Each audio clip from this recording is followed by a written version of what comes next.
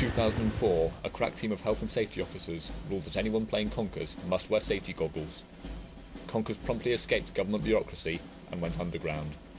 Today, still outlawed by the authorities, health and safety-free Conkers survives in the back streets. If you want to play, if you crave danger, and if you can find a club, maybe you can play Extreme Conkers. Hello, I'm investigative journalist Anna Margate, reporting from the back streets on a highly illegal and extremely dangerous activity which may be the greatest threat to the nation's children since 1742, Conkers. Introducing us to this underground world is a prominent member of one of the largest clubs in the country. Participating in unregulated Conkers matches can result in severe punishment, from unlimited fines to imprisonment or even forced health and safety courses. We have therefore disguised the informant's identity using a mask. Tell me, is the situation really this serious? Oh yes, it is. Last year in Britain alone, 17 million people were imprisoned for breaching health and safety guidelines. 57% of those were Conkers related. The question is, when will this madness stop? Quite. Now, you're going to take us into one of these clubs, aren't you? Yeah, this way.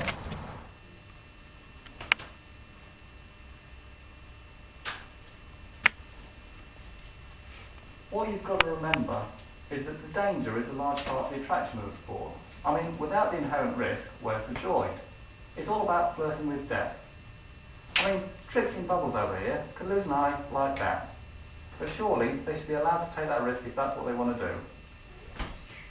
Health and safety officers would argue that you can have just as much fun and stay safe with a few simple precautions.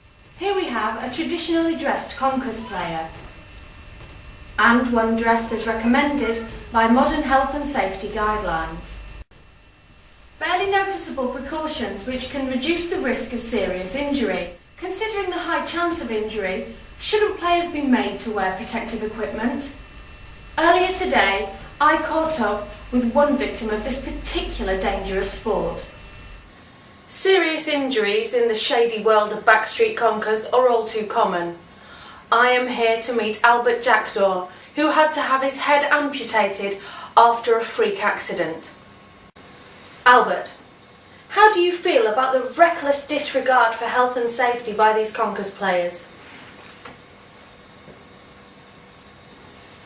I think your silence says it all. And now, let's see what happens when one Conker strikes another. Of course, it's hard to see at full speed, so let's see that again, in slow motion. And once more, even slower. And there we see the danger. A chain reaction leading to a nuclear blast 17.5 times greater than that which destroyed Hiroshima, which explains the current state of Skegness after the World Championships of 1997. I came in search of a story of health and safety gone mad. I found a gallant band of freedom fighters determined to retain the right to expose themselves to one of the greatest threats to human life since the dodo was finally defeated. This is Anna Margate, reporting from the rough side of town.